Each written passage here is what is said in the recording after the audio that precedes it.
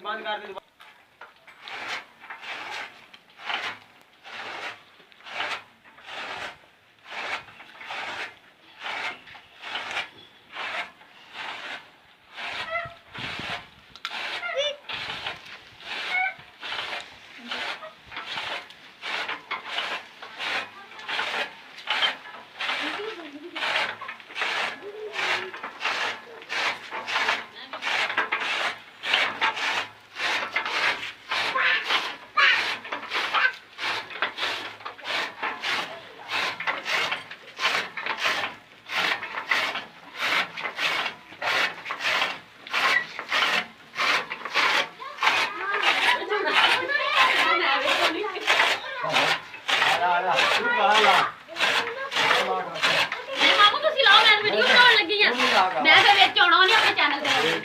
अपने चैनल ते लाउणी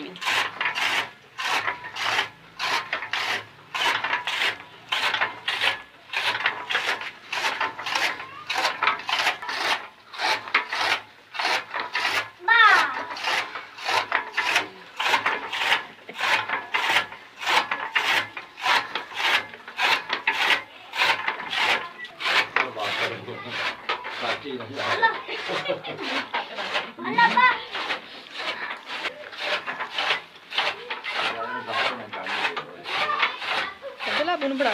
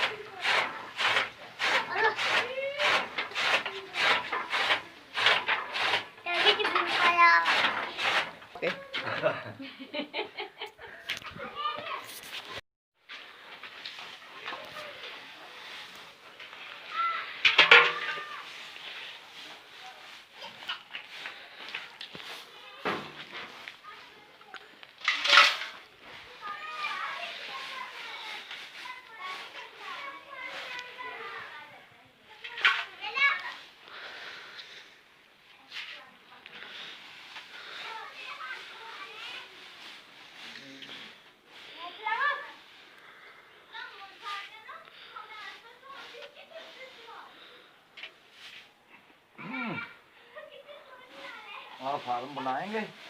क्या चीज? फार्म। किस चीज का? गाय का, भैंस का। नहीं ना फार्म मैंने तो बनाना है। गाय भैंस का पूरा फार्म? बिल्कुल बिल्कुल। दूध सप्लाई किया, खालस दूध लोगों को। ये 2 नंबर दूध जो बनाते हैं ना लोग देते हैं। हाँ जी, ये 2 नंबर है। 1 नंबर दूध इंशाल्लाह। यहीं घर पे बनाना है? हाँ, इधर बना लेंगे, थोड़ी जमीन है। या उधर अपनी जमीन में बना लेंगे।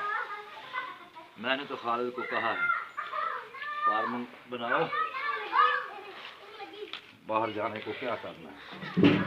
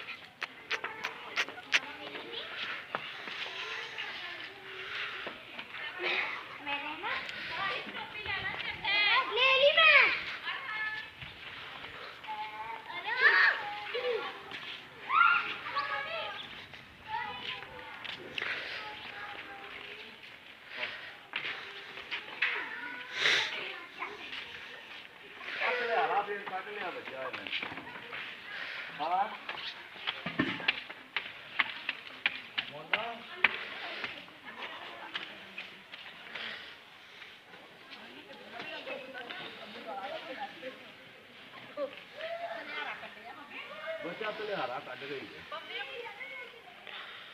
हाँ, दे